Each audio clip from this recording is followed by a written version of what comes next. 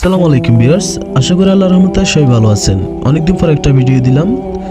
আবু তাহা আদনান হুজুরের খুব সুন্দর একটি ওয়াজ, আপনারা না টেনে সম্পূর্ণ ওয়াজটি দেখুন। মানুষ তো বাঁচেই একটা উদ্দেশ্য নিয়ে, গন্তব্য নিয়ে।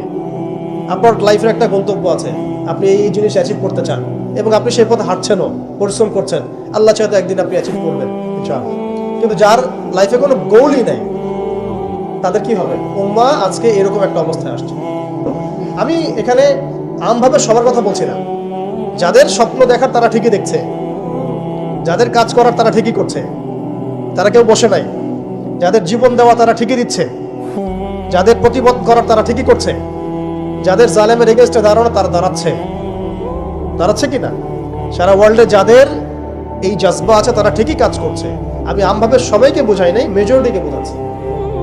তো যাদের কাজ করার তারা তো করছে, এবং যারা সফল হওয়ার তারা তো হবেই ইনশাআল্লাহ।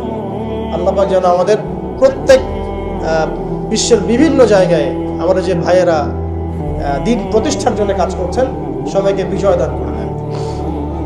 এখন সময় আমাদের হাতে অল্প, আমি শেষ করবো এখান থেকে।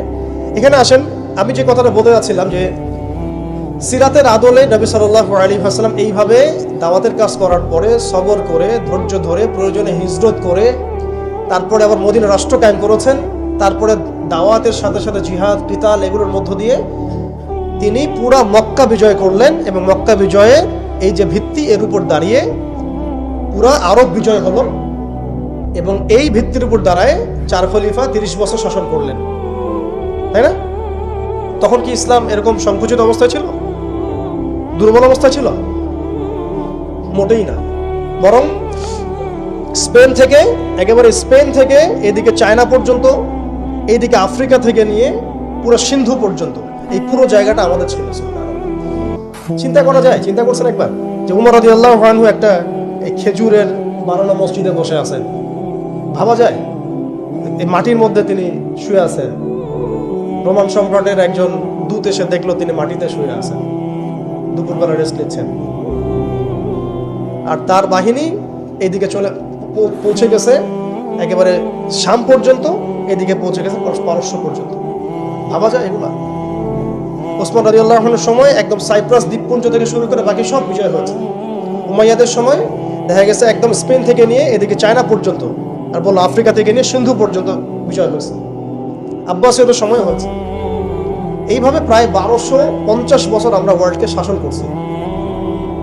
তখন একটা মুসলিম নারীর দিকে চোখ তুলে তাকানোর জোর রাখতে পারতো না।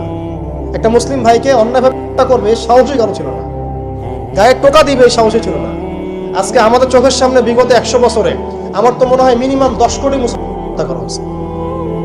মিনিমাম 10 কোটি মুসলমানকে হচ্ছে বিগত এই 100 বছর। রাষ্ট্রের তো এই ফিকিরটুকু নাই যে রাষ্ট্রের মধ্যে ইসলামিক আইনগুলো বাস্তবায়িত হোক।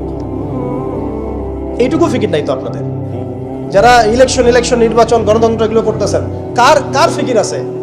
আল্লাহর কসম করে বুকে হাত দিয়ে বলেন তো, কার ফিকির আছে ক্ষমতায় গিয়ে আপনি আল্লাহর আইন বাস্তবায়ন করবেন? ইসলামপন্থী ভাইদের কথা বাদ দিলাম, আমি সেকুলারদের কথা বলছি, ডেমোক্রেটিকদের কথা বলছি। কারণ রাষ্ট্র চলে আসছে এইভাবেই।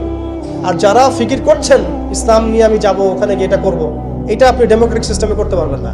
আপনাকে সিস্টেমটা সরাই ফেলতে হবে। গণতন্ত্র বলে কোনো শব্দই রাখা যাবে না, তারপরে শরিয়া কায়েম করতে পারবে না। শরিয়া আর গণতন্ত্র একসাথে থাকতে পারে না। শরিয়া, গণতন্ত্র, ধর্মনিরপেক্ষতাবাদ, কমিউনিজম এগুলো একসাথে থাকতে পারে না। একটা বোতল, এর মধ্যে আছে আপনার বিষ, এখানে আপনি দুধ খেতে পারবেন না। একটা বোতল, এখানে আছে বিষ, আপনি এটাকে 1000 বার ধুইতে হবে। ধোয়ার পরে আপনি দুধ ঢালতে পারবেন, খাওয়ার রিস্ক নিতে পারবেন। তাও খাবেন কিনা সন্দেহ আছে। দেশের যত সমস্যা দেখবেন, মিডিয়া গেলে মনে হবে দেশের সমস্ত সমস্যার হালত এবং সমাধান হচ্ছে একটা বিষয়। মিডিয়ার ভাষায় মিডিয়ায় ঢোকেন, দেখেন কি হচ্ছে। অনেক প্রবলেম দেশের মধ্যে, সংস্কার, এটা সেটা অনেক কিছু হচ্ছে। ভাবখানা এমন যে সব কিছু থেকে উদ্ধার করবে আমাকে একটা শব্দ, তার নাম নির্বাচন। তার নাম মানে নির্বাচন হলেই সব সমাধান হয়ে যাবে। এটা আমাদের আকীদা, আমাদের চিন্তা এরকম ভাই। একটা মুদির দোকানদারকে জিজ্ঞাসা করেন, সেও এই কথাই বলবে।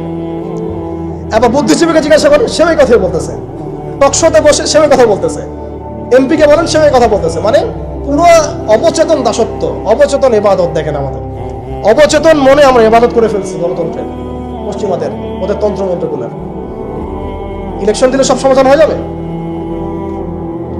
কোন পদ্ধতিতে আপনি দিবেন? দেওয়ার পরে কি হবে? মূলনীতি কি থাকবে? সংবিধান কি থাকবে? সংস্কারগুলো কি কি হবে? আপনি কি আল্লাহর জমিন, আল্লাহর দিন কায়েমের দিকে আসবেন কিনা? এখানে তো অনেক কথা আছে।